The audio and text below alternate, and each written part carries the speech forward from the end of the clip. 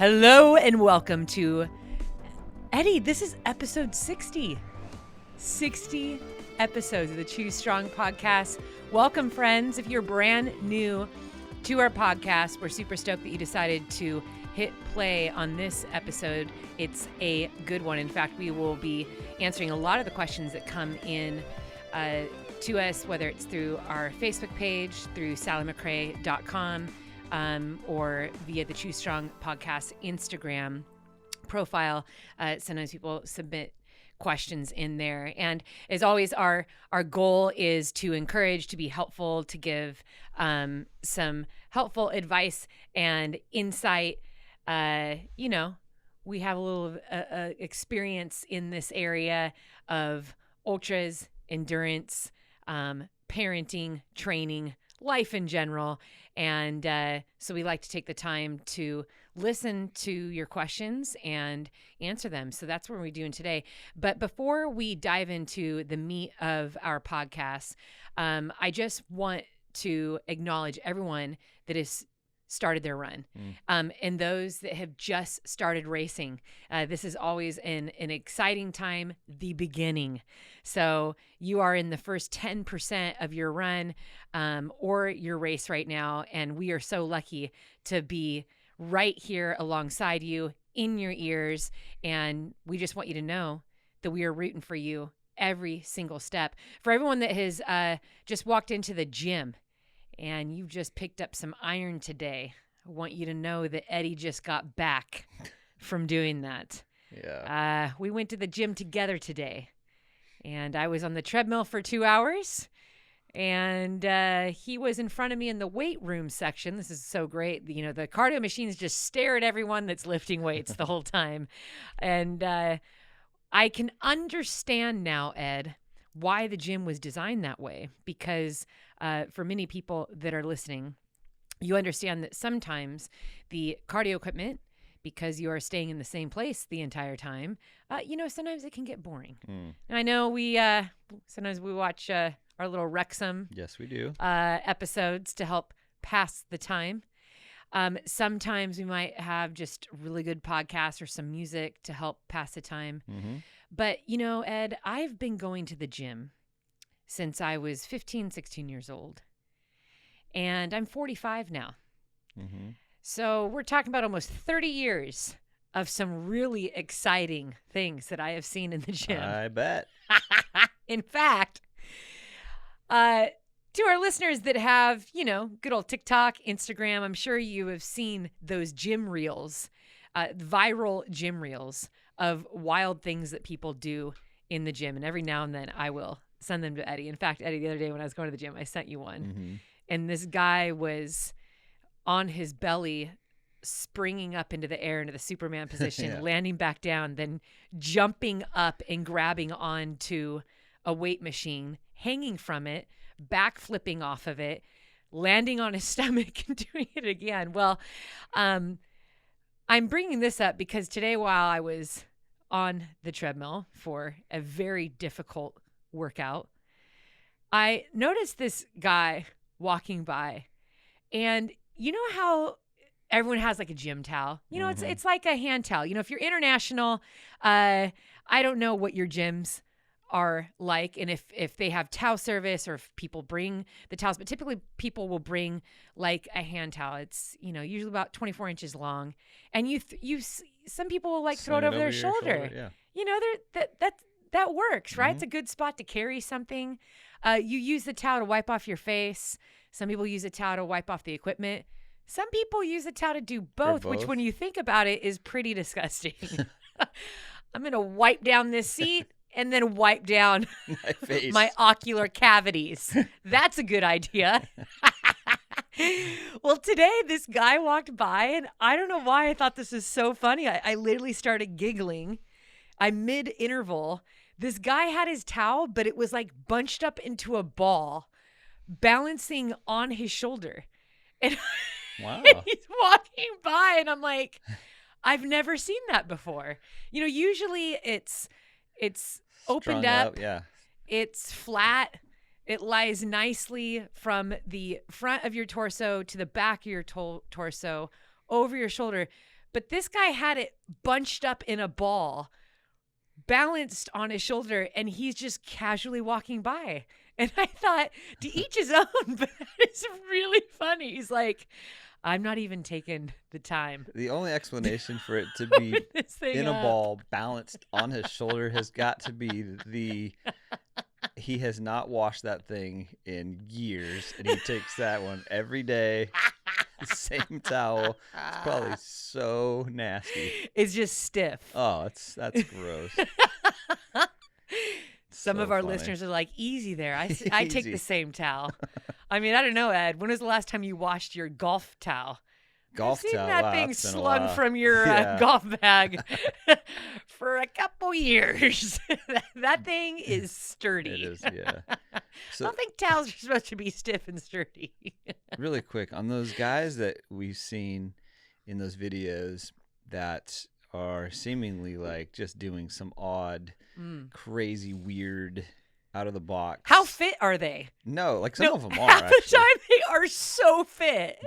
But my question is, how many of those do you think are actually like legit think they're like working out versus like I'm in here, someone's videoing it, like we're putting on a show because it's funny? All of them. All of them what? You with think their they're all whole like heart legit? believe that this is the new protocol for getting fit. I have discovered a new form of fitness that involves me dancing in between reps with the cable wrapped around my body I think the as I best jump up one- and down. the And best- that's all of it together at the same time. There's nothing wrong dancing between reps. I love to dance myself. But when there's other things, triple, quadruple things going on along with it, there is a very strong belief that there's something great happening right here. My favorite one is the tricep like pull down. Oh yeah. It's you know, always cable? the cable things. It's where always the the guy- cables that people are like, this is fun. The guy got in like the Spider-Man position with like the triangle legs and like went up like slowly on Yes. it. Oh, that one.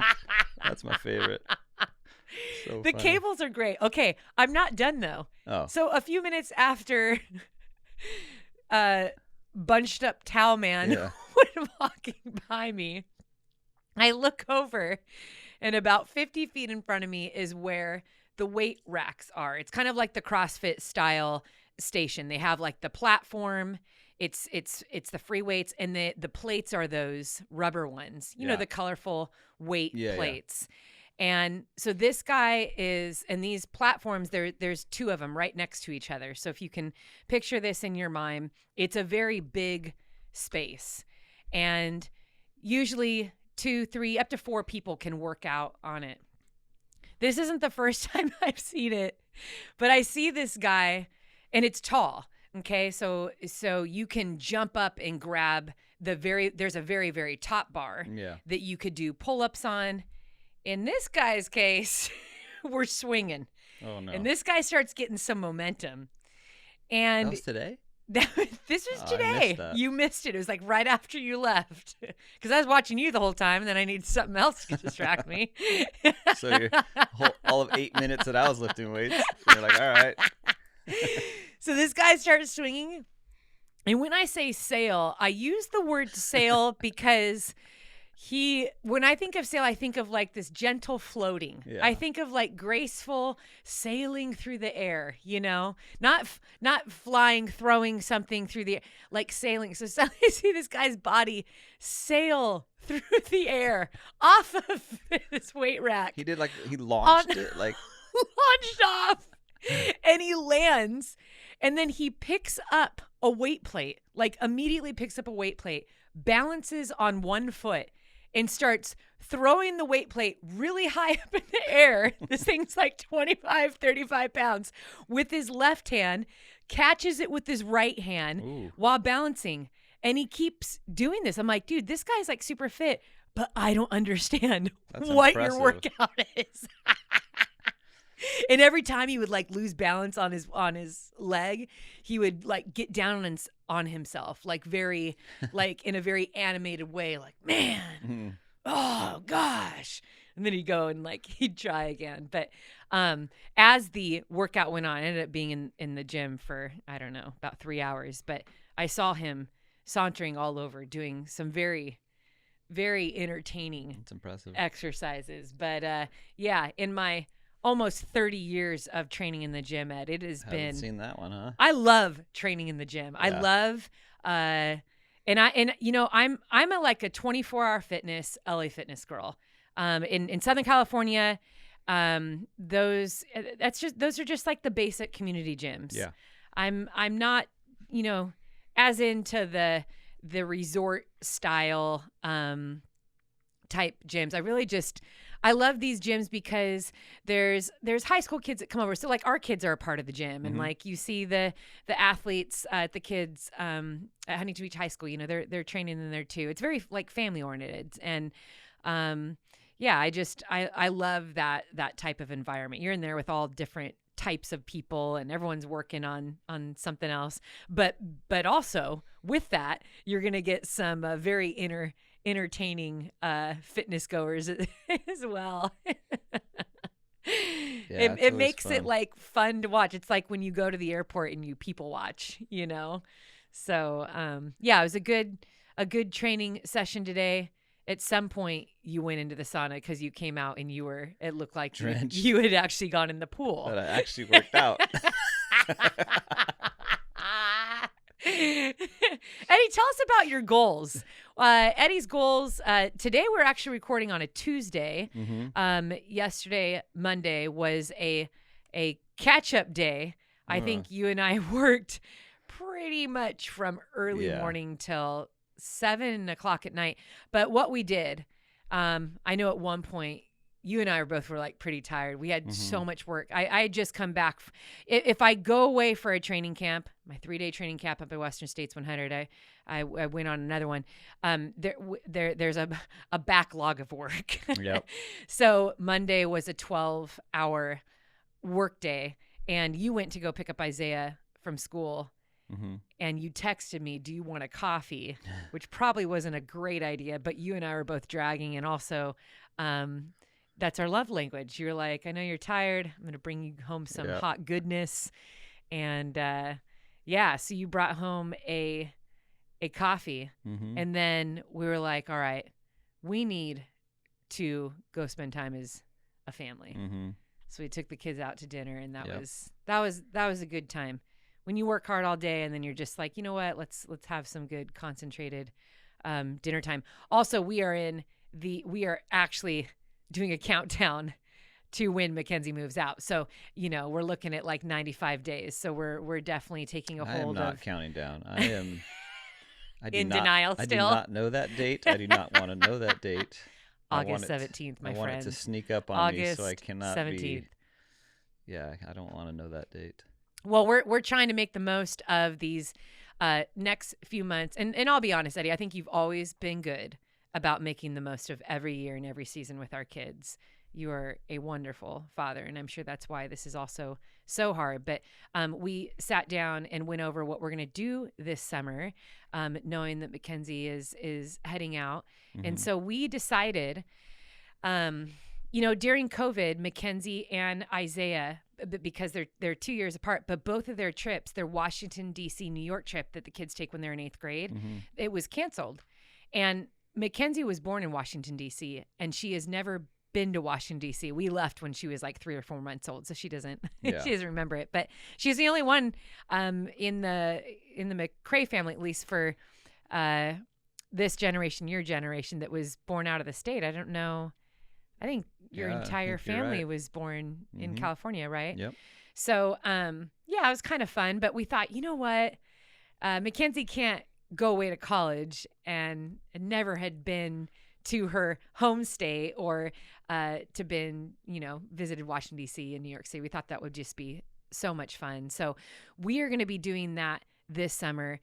We welcome any suggestions about what to see, what to do. Now, we lived out there for a few years. So Washington, D.C., we were tour guides for a lot of people when they would come out. But it's been a while since we've been there. It's been 18 years since we've been to Washington, D.C. I've been to New York City several times, but I think the kids are especially excited.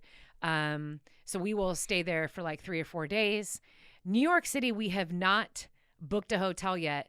I spent over 3 hours the other day looking at hotels in New York City. I think partly shocked at how expensive hotels are.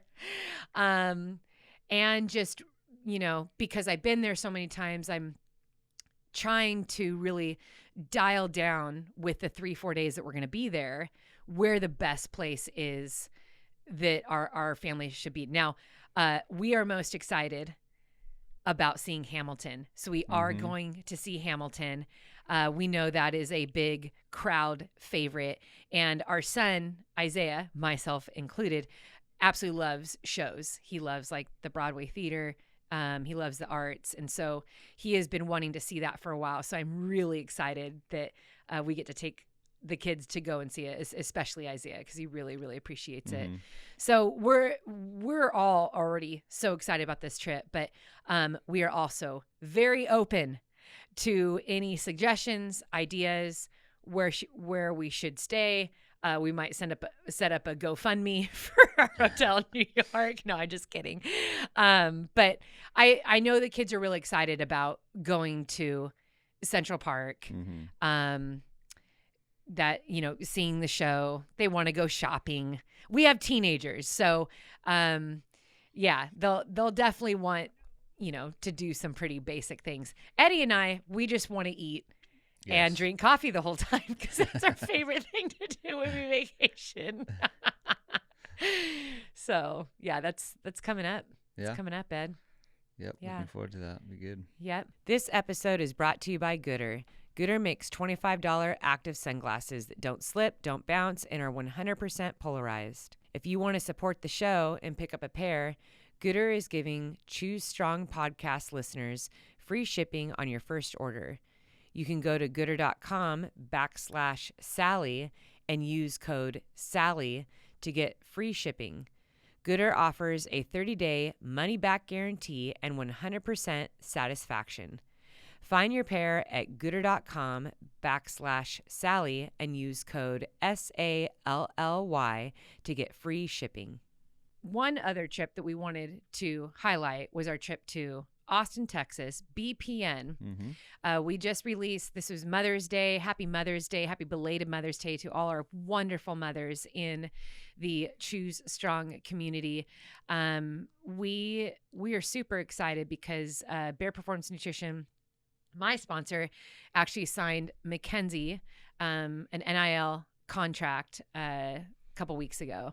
And they did a little Mother's Day video on it and released it. If you haven't seen that yet, we'll put it in the we'll throw it up here in the YouTube too, but we'll put it in the show notes. You can watch that. It's on Instagram on BPN's account, but it's really special. You get this glimpse of Mackenzie, of both of us together. But Eddie, this is, one of probably my favorite things of my entire career, being signed with my daughter. My daughter's my teammate. We are both doing what we love. It's Mackenzie's dream to run as a career. She has a lot of dreams and aspirations for herself, and she's incredibly talented. She works very hard. And so being able to witness this, this big event in her life was really exciting. But we'll be going out to Austin, Texas, because BPN has named a gel after me. It's the Yellow Runner gel. It's mango flavored, and that is coming out the first week of June. And so we're doing a big launch party in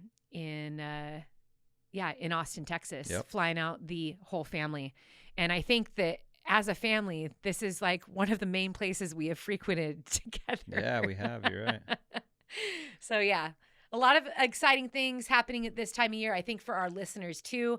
I just want to acknowledge again, those of you that are running right now, One, you're either training for an upcoming race. 'Tis the season for racing. And those that are actually racing right now, make sure you get a sip of your electrolytes. Why don't you go ahead and grab some calories while you're at it? Remember, the best thing that you can do for yourself when you're running is really pay attention to your nutrition and hydration.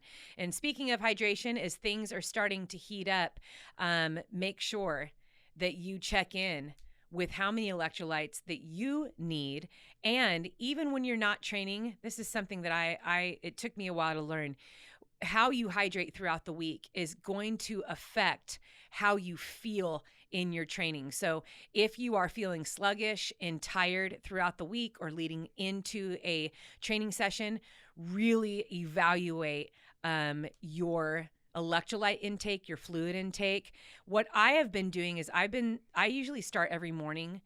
We have this little lemon tree out front. I think I mentioned this before, but I've been, I'll cut that lemon up and squeeze it into some water with some Himalayan salt. And oh my gosh, it's amazing. I usually drink 12 to 16 ounces of water just right off the bat. It's like the thing I have to do before I have a cup of coffee, because I love my cup of coffee in the morning. But sometimes coffee can dehydrate you. And if you start your day dehydrated and then you have coffee and it fills you and then you don't really think about drinking, all of that starts to compound. So getting to the habit of starting your day with some type of electrolytes, it could be anything from Liquid IV to Scratch, Element. BPN has their own little electrolyte packets, also comes in a tub as well. I like to do the all natural, and just because I consume so many sports products throughout the week, just naturally every day, I'm taking in tons of electrolytes and carb drinks and gels and all of that. So I like to take a break in the morning, just keeping it real here, and just grab a fresh lemon and salt. And that's how, I like to start the day. So well done in your training. Well done in your racing right now. You guys keep it up. I'm going to flip it over to my main man, Eddie James McRae. Hey, okay. Well, you know what? I've decided this episode, I'm not going to read any reviews. I'm going to go with a theme. All right. You ready for the theme? Here we go, my friends. Here we go. Surprise that I didn't know about. No, you don't know about this one, but it's the yellow hat theme. Oh okay? My gosh. So I'm gonna highlight a couple people. So many yellow hats. I think this past weekend, the last 2 weekends, Ed, is like the most yellow hat pictures tagging that I have seen. It would just, I think I had a permanent smile on my face for the past 2 weeks because the stories that go along with it, the videos, it's super cool. So not to interrupt you, but this is exciting. I thought that's why I wanted to have this theme and highlight this theme, just because it's been so overwhelming with the amount of, like you said, pictures and stories and videos that have come our way. And I thought it'd be cool to highlight a few of those. So the first one is from this one's in the Facebook group, from Amanda Payne. She said, I raced in my Choose Strong hat yesterday and someone yelled out, "Choose Strong" on the course. It made me smile as I badly injured my shoulder on the first aid station and continued to choose strong for my team. And we came in second. Wow. And she's got a picture of her wearing that hat, but also a picture of her with her with the sad face, and looks like her shoulder and her arm are all wrapped up. So she took a pretty gnarly fall. But the cool thing I thought about her posting this was that the first comment on this post was another person named Nat said, "That was me. You did so well. Congrats on an awesome race. I was wearing my Do the Work shirt. Well done on pushing through the discomfort and getting it done." So I thought that was cool that, she got to see or connect with the person that was yelling out "Choose Strong" to her. I love that. So anyways, that was the first one. Thought that was pretty cool. The second one is also in the Facebook group by Sue Knaz, I think is the last name.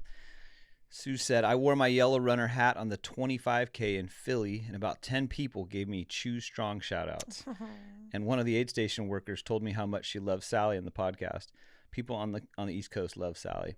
And she's got a picture of her in front of the finish line wearing the strong hat, Choose Strong hat. Pretty cool. I love that. Sue Nouse. That K might be Yeah, you're silent. probably right. Thank you so much for sharing that story, Sue. That's so encouraging to hear. Yeah, that was cool.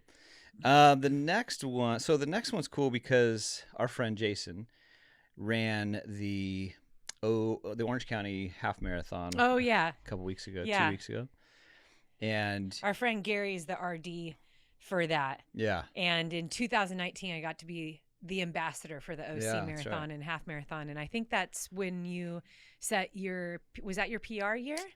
I don't remember. Maybe that may have been your PR. I know Mackenzie ran the 5K. You ran the half marathon, and Isaiah did the mile run. That was a really exciting year. Great race. We highly recommend the half marathon. That's a great course. So Jason, who likes to do the local races around here, we have some pretty fun races.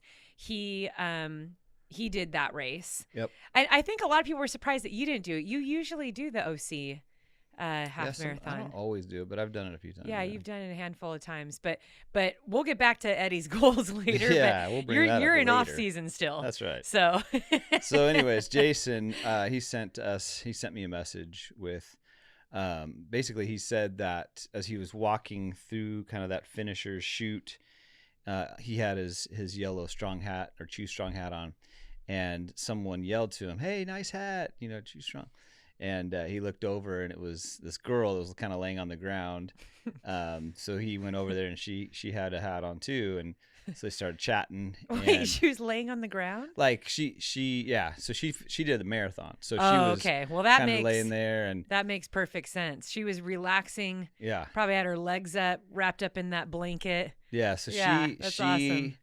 She told Jason that they started chatting for a couple minutes and connected a little bit, and basically she hasn't ran a marathon in like 9 years. Oh, wow. And that was her first one back, I believe. That's awesome. So anyways, he told me the story that he got to meet her because of the hat, and then she actually sent us a message on Instagram around the same time that I didn't know. Actually, it might have been before, but anyways, she said that so let's see. She said she's always had a love for the outdoors, fitness, and running. And Sally's powerful message of doing the work and running for a greater purpose really drew me in. So after the Choose Strong project launched, I found myself more invested and enticed than ever before.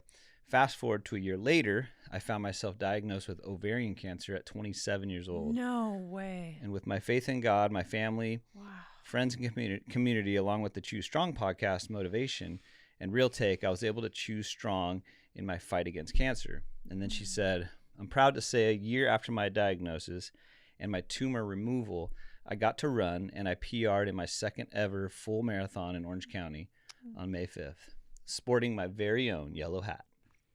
I made lots of new friends on the course with this magic hat and was beyond honored when I was approached by a fellow racer on the course who asked me, 'Are you Sally?' And she said, 'I had so much fun and met so many amazing people in this race.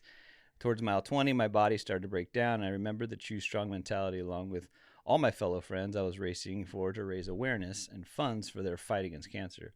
As I crossed the finish line, tears of joy and physical pain streamed down my face as I thought to myself, no matter what the circumstances, we can all choose strong in all that we do. Thank you for giving me the courage to fight this battle with grace and being a light in a very dark time in my life.'" That was from Hannah Johnson. Wow. Well, I'm just over here tearing up. That is so precious and so incredible. I mean, gosh, a cancer diagnosis under the age of 30 is just wild. And what a way to respond. Yeah. Just to walk through all of that and then proceed to set some big goals and then run her second fastest marathon time. That's just so beautiful. And I love that Hannah had instant friends. Yeah. Yeah. And that's really beautiful. Really, really beautiful. So thank you, Hannah. Eddie and I, we are rooting for you as you continue on in your journey and all the goals that you set for yourself. Yes. Yeah. Big props to Hannah. All right. The last one in the yellow hat theme comes from Lily Medina. She posted in the Facebook group. She says, volunteering at the Galena?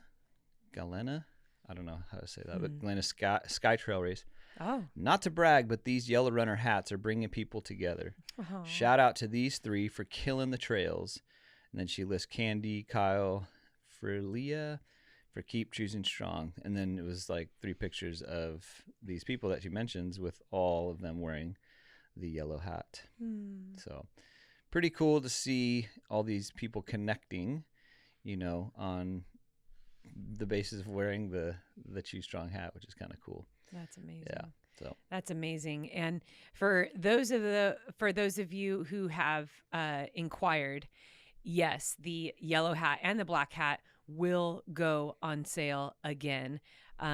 We are waiting for this next big wave of shipments to come in. I wish we had control over I'm thinking over all of it. 2 weeks by now. Right? we're hoping that it'll be about 2 weeks for that to come in, and then we will let you know the next date for the next pre-order. But it's exciting to know that we can keep rolling these out. I wish that they were I wish we had the thousands always on hand. So we're selling a lot of these. They sell out so fast. And then we put in another big order and kind of move that way. But we don't want people to think that they're gone forever, or that they're never going to be sold again. They will. We'll continue to sell them throughout the year. It's just that there's always a sale date. And then with the pre-order, it then usually takes anywhere between 5 and 6 weeks before you get your hat. So it's been pretty. I think we talked about this too, but I think it is pretty neat to see obviously the things that I just read about people connecting, strangers, and kind of feel this instant like family or connection based on a yellow hat, right? Like it's pretty cool how Nike gifted you with some to give out and then said you can sell these too now. And so getting them out is pretty cool to have people wear them in these races and feel connected. But the second thing I think is really cool is we were chatting about how it's like not magic obviously, but like when people put it on, they feel like this, like, okay, now I'm going to choose strong. Like I don't want to go out and run, or I'm really having a hard time, but I'm going to put this hat on and I'm just going to it's kind of like a childish thing to think of, right? Like when you put on like this cape or whatever, but it has this element that people are sharing about where they go out and they can, all right, I'm going to go choose strong right now to do something hard. Yeah. Which is kind of cool. Yeah, absolutely. I love that. This episode is brought to you by the Apollo wearable. Unlike other wearables, this is not a biometric tracking device. Apollo is a therapeutic wearable designed to be worn discreetly on the wrist, ankle, or anywhere by clipping it to your clothing. That works by sending gentle vibrations to the body that signal safety to the brain. It's a safe, non-invasive way to relax, get the sleep you need, focus your attention, and find your flow. Using the Apollo wearable consistently over time helps to retrain your nervous system, helping you recover from stress and feel better. A few things that I'd love to highlight about the Apollo. One, it supports the recovery process for runners and active individuals by providing a wearable solution that aids muscle relaxation and reduces stress after intense physical activity. This helps in quicker recovery, allowing you to train harder and more effectively. Now, Apollo is giving us a special discount code that I would love for you to take advantage of. You get to save $40 off an Apollo wearable by visiting the link in the episode description or by going directly to apollonero.com and use code CHOOSESTRONG. That's APOLLONEURO.com and use code CHOOSESTRONG. All right, so a little Q&A time. Before we dive into that, Ed, we're going to do something else. We are going to ask you about your goals. Oh, yeah. Eddie's Goals, guys, brought to you by Sally McRae. Yeah. Always an entertaining time Always. when we hear about what Eddie thinks is a good idea for his Monday through Sunday training. As I have reiterated several times, I'm no longer coaching Eddie. No. And so it's quite entertaining for me to hear about what he plans to do for 7 days at a time. All right, you ready? All right, so I'm gonna go. I'm gonna give you something. It's a little bit. My goal is a little bit longer than 7 days now. Oh. I'm gonna do an 8-week goal. Can you say it without laughing? I knew you were gonna start laughing. All so right. Okay, so the 4th of July is roughly 8 weeks away. Right. Okay. Right. So we have maybe 7.5-ish. Okay. But around 8 weeks. And my goal, okay, let me backtrack a little bit real quick. Keep on backing. Okay. Keep on backing up. So my goal has currently been consistently over the last 2 weeks of lift weights and then run like 6 miles every other day. I literally have not done that one time.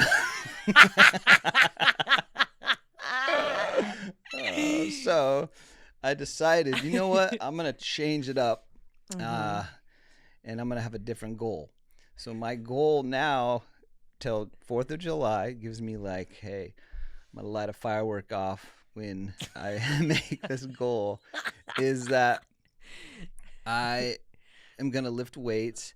And I'm not going to run 1 mile. I'm not going to run at all because that has been the consistent kind of trend over the last 2 weeks. I feel, hey, if I make that as my goal not to run at all, I'll probably make that goal. So that's my new goal. It's not very inspiring, I'm sure, but hey, you know what? I'm just trying to meet my goals.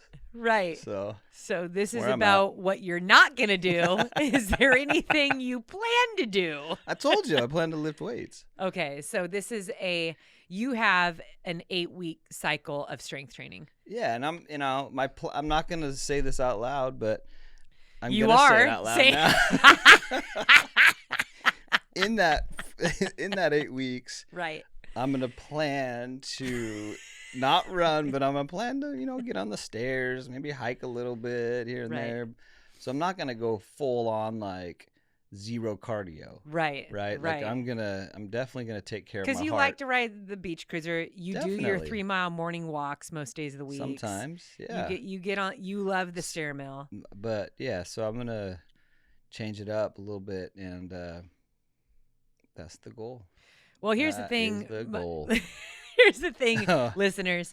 When I go and do these training camps up north, I find myself, whatever free time I have, I get on the phone with Eddie. Mm-hmm. And whether it's the drive time home from the mountain or on the way there. Yeah. And I had asked him how his training was going one day. And then after him giving my response, like one of the things I was thinking about while I was running, it kind of just struck me to the point of where I was like, this would actually be a really good discussion. And then you and I ended up having a really good discussion about this actually, but is how so often after we meet a big goal, we accomplish something really great. Yeah. We forget about the massive effort, dedication, and focus that the mental and physical commitment, the duration of that sometimes can be exhausting. Yeah. And you spend all that time. It's kind of for those of you that have ever planned a wedding.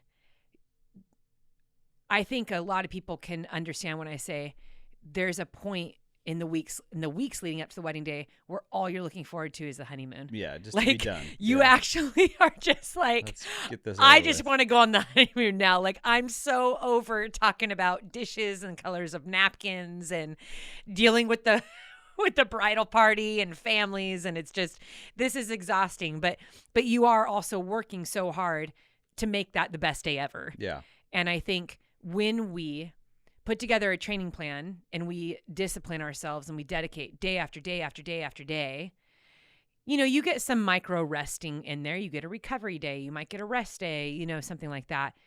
But, I know for you, it was 6 months of that. Mm-hmm. And you were also battling some pain and, Yeah. a slight injury in there as well. And the recovery season, the off season, is a very real thing that needs to be respected. I take one. I didn't really start taking one seriously until about 2017, I think it was 2018. And now it's pretty much from Thanksgiving to New Year's Day. Like I shut down quite a bit. Sometimes even earlier. This past year with the Grand Slam, it was as soon as I was done with Moab. Try to do long weeks of recovery.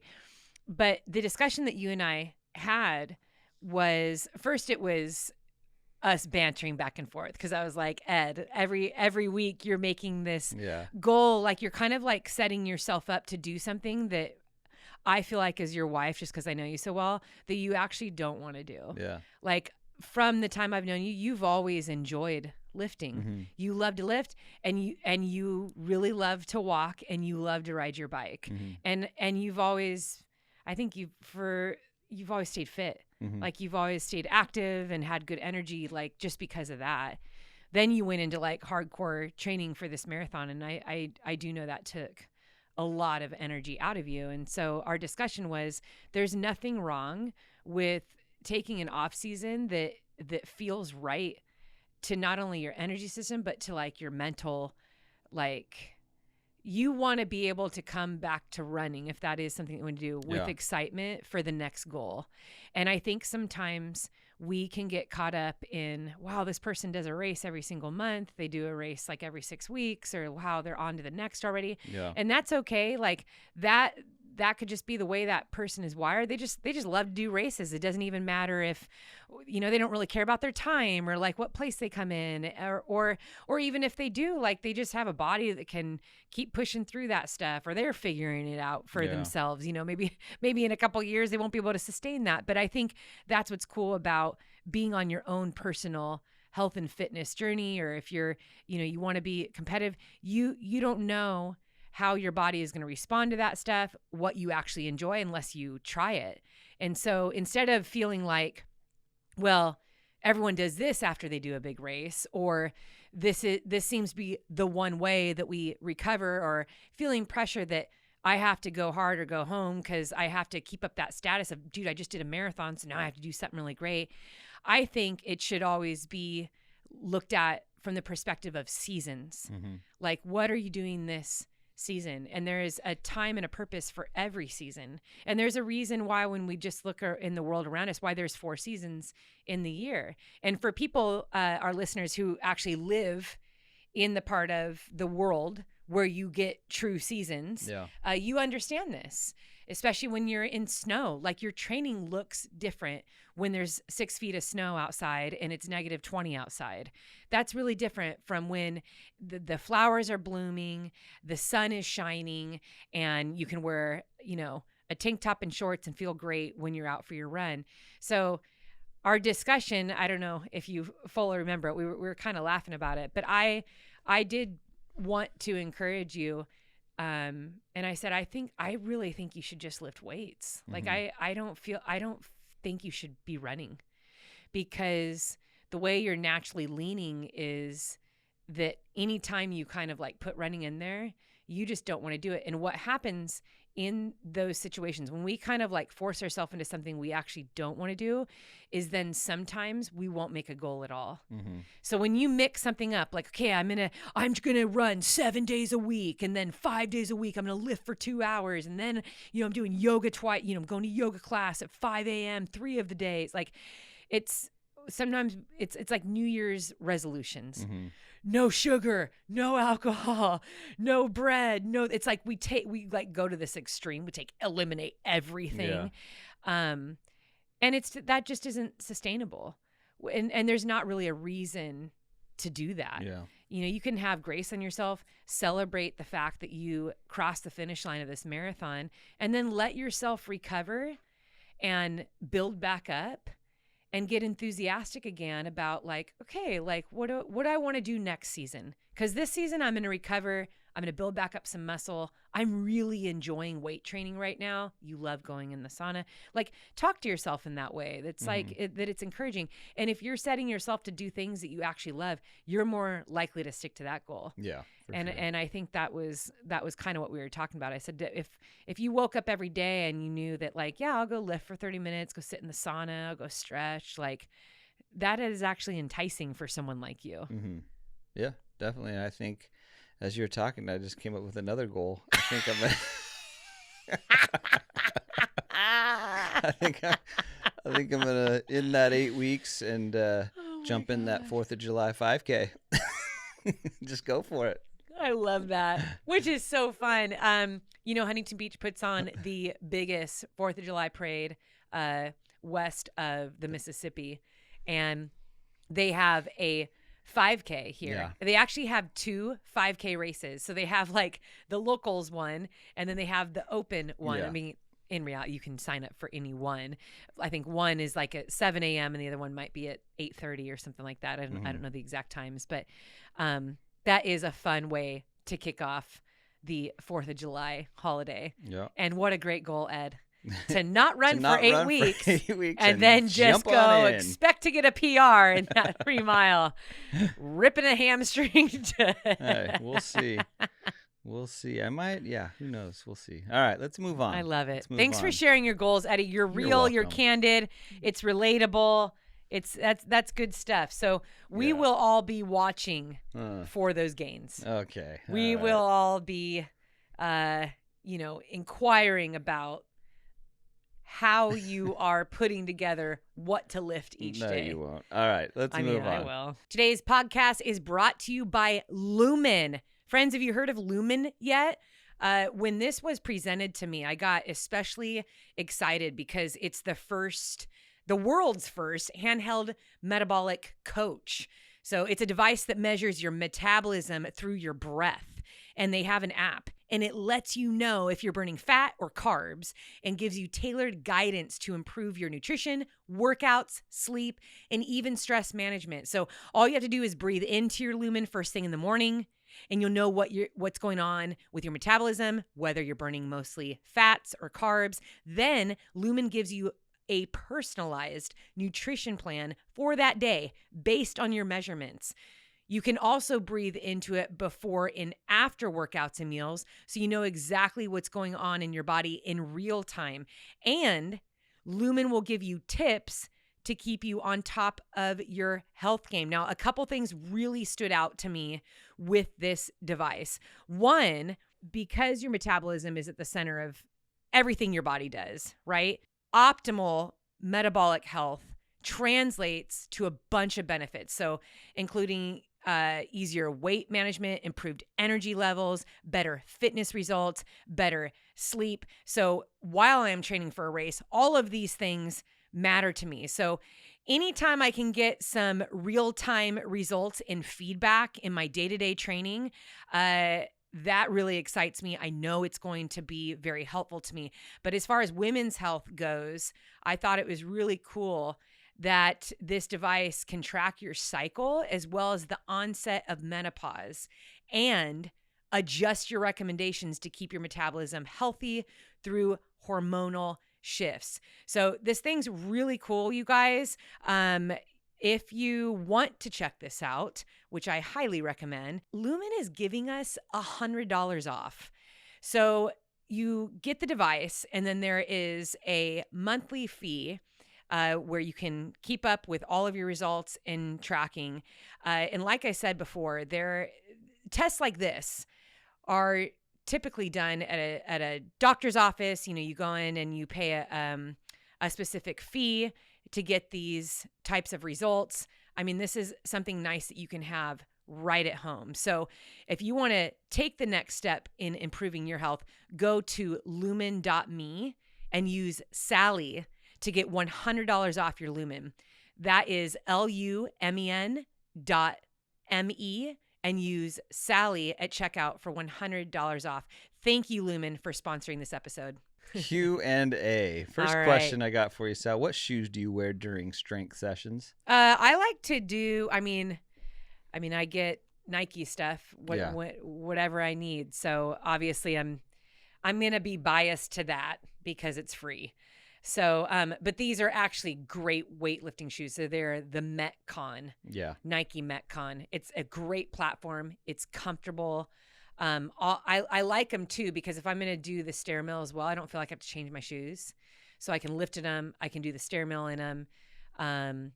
I do like just the flat.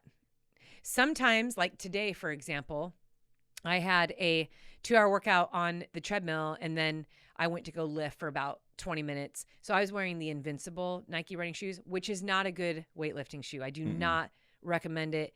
It's kind of a rocker type shoe, puts you in that forward propulsion stance. And so when you are trying to balance or just stay steady in the lifting, it's not a great shoe. So I highly recommend the Metcon. And then I also like to do just the Nike Free, which I got for you and Isaiah for the gym. You like that shoe, right? It's so just comfortable. It's like a sock. Yeah, very and it's just enough protection on the bottom and around where you feel good walking around in the gym in it. But yeah, those are my two go-to shoes. What about the no shoes on like squats and stuff? Yeah, I think if you're in a place where you feel like you can actually walk around safely. See, the thing is, like in some of these gyms where it's just so crowded. Yeah. And, sometimes people are tossing dumbbells on the ground or plates or they're leaving that stuff, that does not feel good to clip a toe or something. Yeah, to walk straight into a plate on the ground that you didn't see and break a toe. And so I don't always recommend that. Sometimes like the CrossFit gyms, they don't, they're not slammed with tons of people. And so you can totally go in your socks at a CrossFit gym. And then of course in your garage, but anytime you're able to get into a neutral stance and you can really evenly distribute your body weight. When I'm at home, I have a big yoga mat, this giant yoga mat next to my bed. I always get on that in socks or barefoot and do all of my PT exercises in that. And a lot of my single leg balancing, I'll do in that. And so barefoot socks when it feels appropriate. And I know I'll safely be able to get through the workout. And then typically any zero drop shoes is going to be a good, I know some people like the Vibram shoes or the toe shoes. My really good friend Caleb, who is a sports PT, those are his favorite. The Vibram, toe type shoes. He always recommends those when you're doing your exercises or your weight training. I haven't tried those. Does it feel kind of weird? Like the toes? Like it looks weird. Well, they make some now that aren't just the toes. Oh, okay. Yeah, I know those kind of freak people out when you can see like toe sure socks. Like some people can't do the toe socks. Yeah. But others that's like all they wear, I'm sure. Yeah. You just got to get used to it or something. Yeah. Yeah, for sure. All right. So like you said, a lot of people are racing right now. This is race season. But this question, what does your night before race day meals look like? Yeah, it's a great question. For as long as I have been racing, the most important thing for me is that it's simple. It's usually a boring, bland dinner, and it is a dinner that I've had many times in my training. So this is another thing that I recommend. For as much as I say practice nutrition on the long runs in your training, I also say practice what you're going to eat the night before. Yeah. Because that night before meal will affect you in the morning. And so I know some people, they'll go to, they might do like a vacation race type thing. They get away with their friends and they all go out to Cheesecake Factory or some restaurant the night before a race. That isn't always a great idea. I say save that for after the race. Like go out for a big dinner at a restaurant, enjoy that.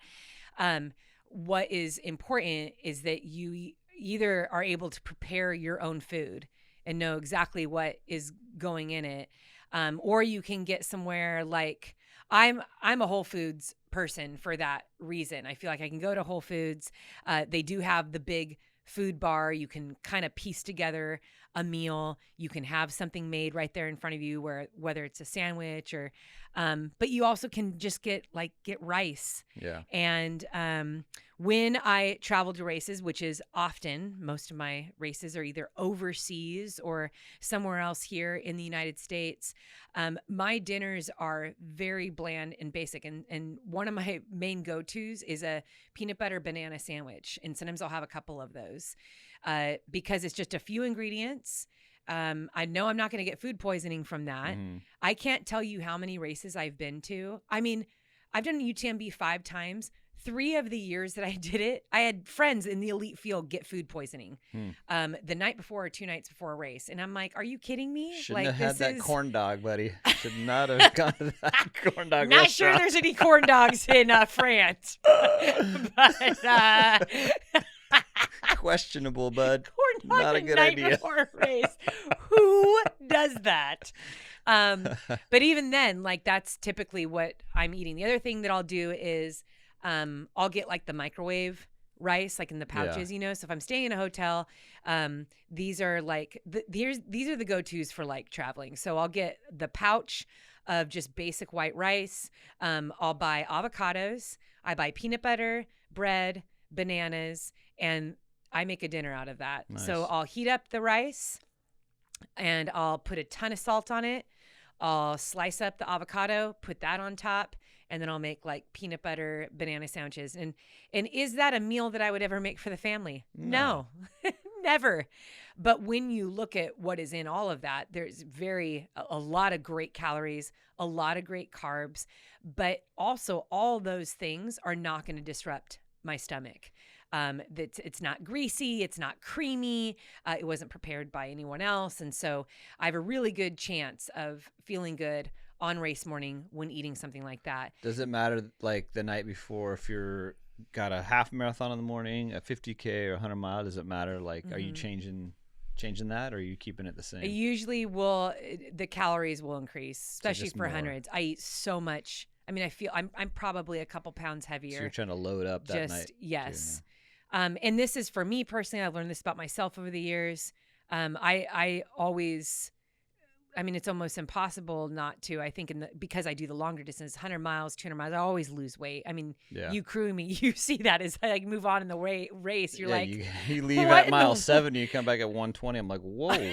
Yeah, it's what happened crazy between those miles. I think every 200, and of course it's not true weight. Like a lot of that stuff I put right back on, but it's not uncommon 10, 12, 15 pounds in those races. So for me, and weight, that, you know, I'm very straightforward about that stuff. Like for me, all I think about when it comes to weight, when it comes to calories, is performance. I'm not, you know, thinking about like, well, how am I going to look at my shorts? No. This is like, how can I perform at my best? And so when I know I'm doing 100 miles or further, even 100K or further, there needs to be a substantial amount of calories. The other thing that people tend to forget is that the further along you go in a race, the more sensitive and more likely sensitive your stomach will be. So even if it's like liquid calories, people have a hard time getting liquid calories. So I always think overflow with the calories at the start. Like even if you feel a little heavy and uncomfortable, like the first 10, 20 miles,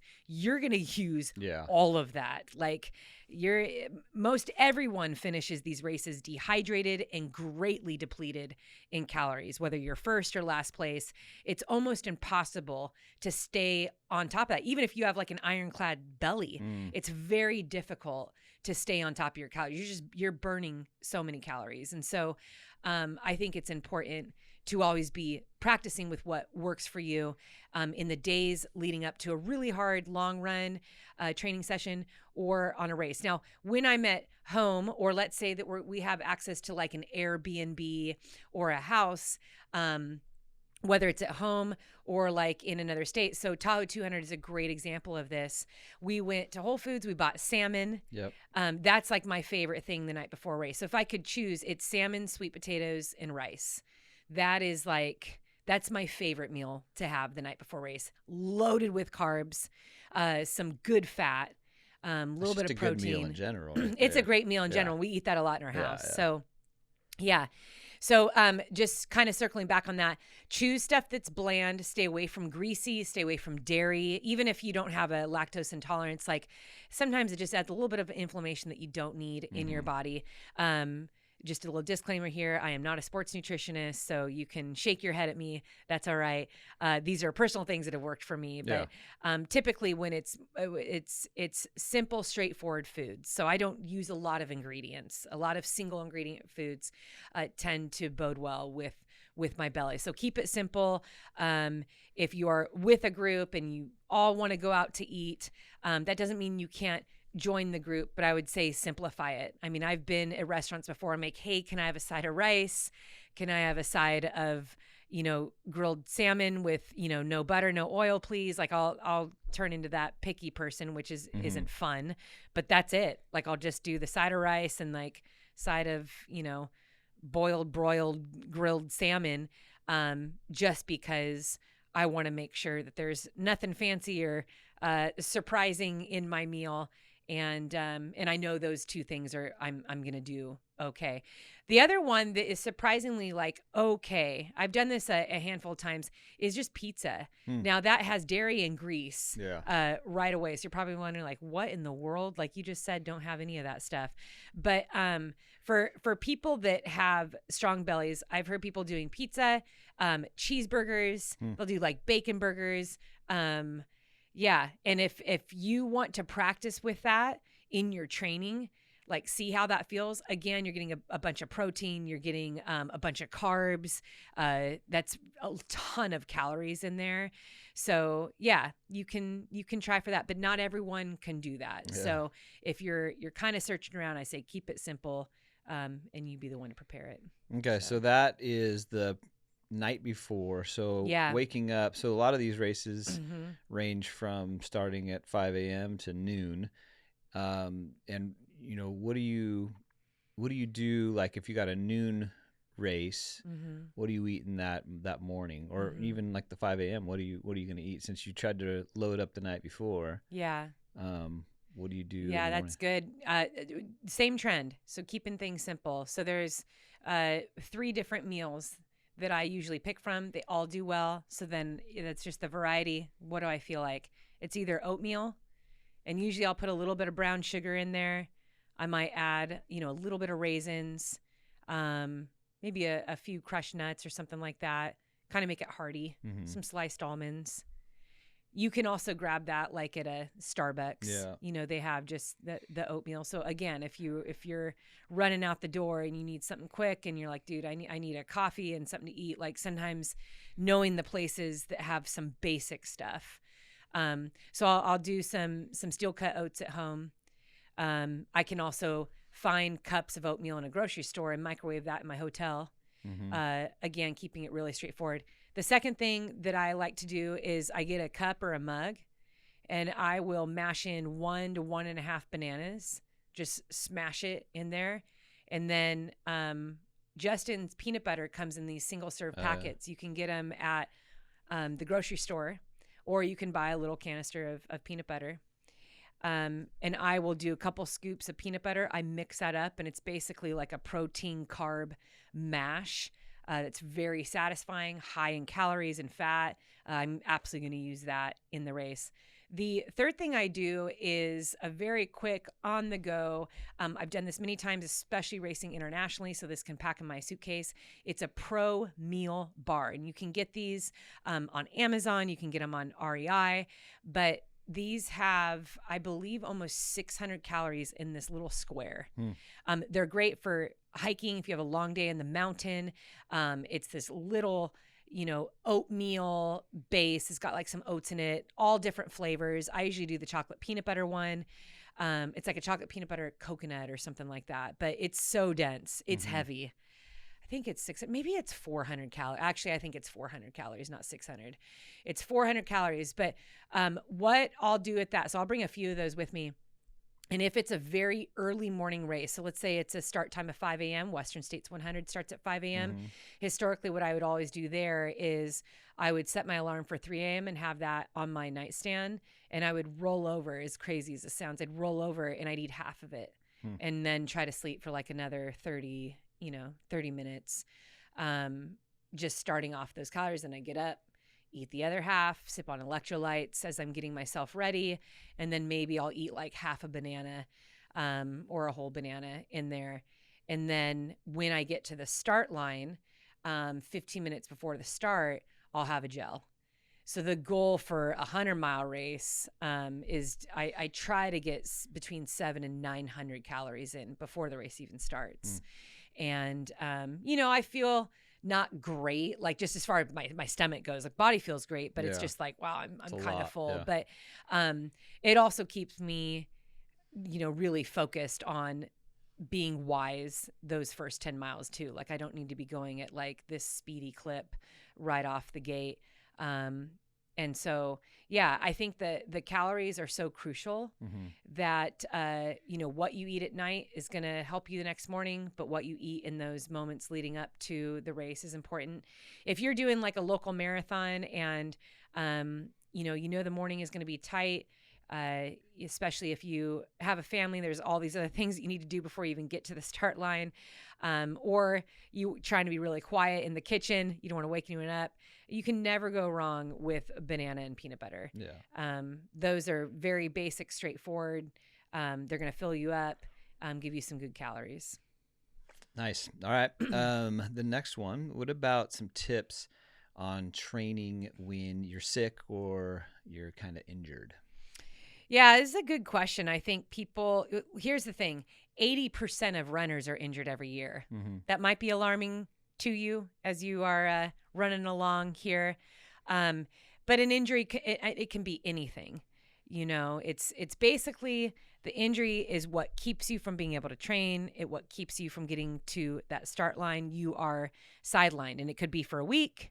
It could be for 4 weeks, 6 weeks.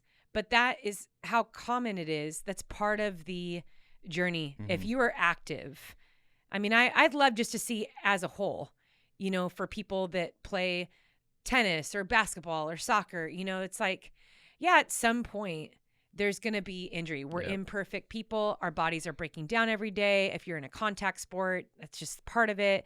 If you're a trail runner, most all of us have had a fall. It's just, yeah. And so I think first and foremost, when you have a goal, so let's say that you have a race like 8 weeks out, but then let's also, I guess I'll kind of speak to both people. So whether or not you have a goal, a race that's 8 weeks out, or let's just say you're just building up into the season and you get injured, you have two things to think about. One is, if I keep on training just regularly, is this going to affect my training? And is this going to increase the injury? Will the injury get worse? Will it affect something else? And so I always lean on the side of pivoting in the training first. So before you just like cancel your training, I would first look at, well, if I can't run anymore, can I bike? Can I safely bike?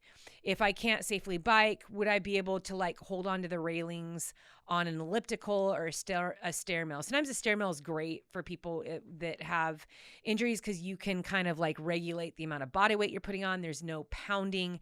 You're just kind of going up. So find out if there's something like in the gym that you're able to do safely and still move your body.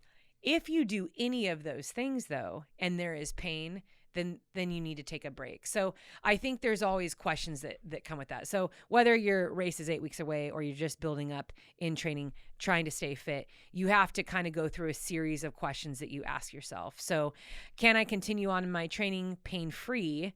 Is it going to further increase the injury or the duration of the injury?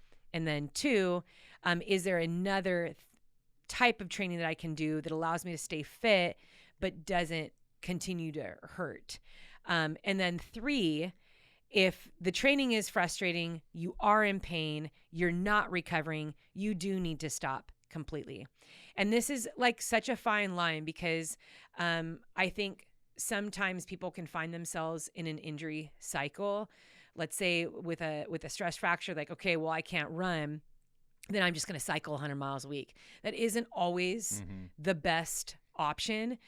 Your body might actually need true rest. It might need to actually just take a break. System needs to recover and not be stressed out all the time. So adding stress to your body is going to affect how long that injury stays around. So yeah, asking yourselves questions is really wise. Now, going back to my race is 8 weeks out, I say you actually have to start at the race goal when this happens. So if you got injured and you had a very specific goal for yourself for a race, you have to ask yourself, can I still achieve my goal at this point with this injury?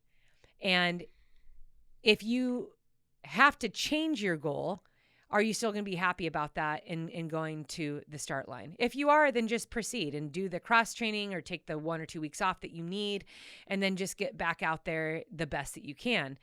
If it's something like a PB that you were going for, you really wanted to run fast at that 10K, you've been training really hard, and now you have this injury, you have to take 2 weeks off. I say take the 2 weeks off, recover fully.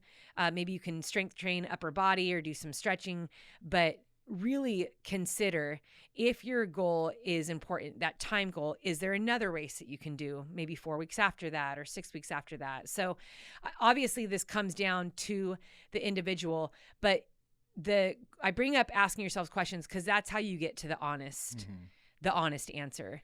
And there are some people listening who feel this deep in their core because maybe it's more common for them to like, dude, I always get sick, or they're like, there's always an injury that I'm dealing with.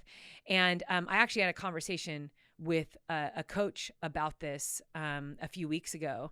And we were talking about how sometimes the cycle of injury, the cycle of being sick, is that your body is crying out for true recovery. It's crying out for true rest. It actually needs you to take a break. And that is not always easy for all of us because, we live in a world where we're seeing everyone training and everyone achieving and everyone getting on the start line. And we just feel like we're missing out, or we're not putting in enough, or we start to beat ourselves up and think like, oh, I'm so weak. And it's like, you're not. You're a human being.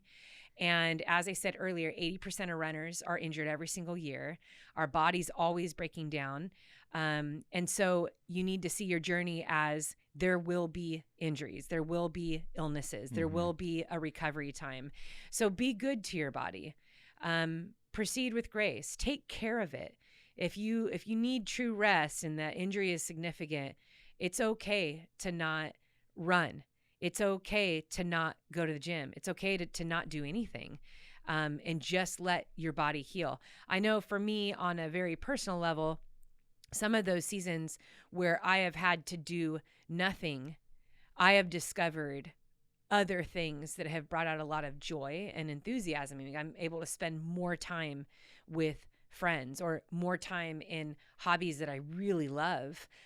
Just this idea of slowing down. I think for our new parents, those who have brand new babies can totally understand this. You're kind of forced to slow down when you bring home a newborn. Like everything is in slow motion, right? And you start to really appreciate that. So I just want to encourage anyone that is dealing with an injury.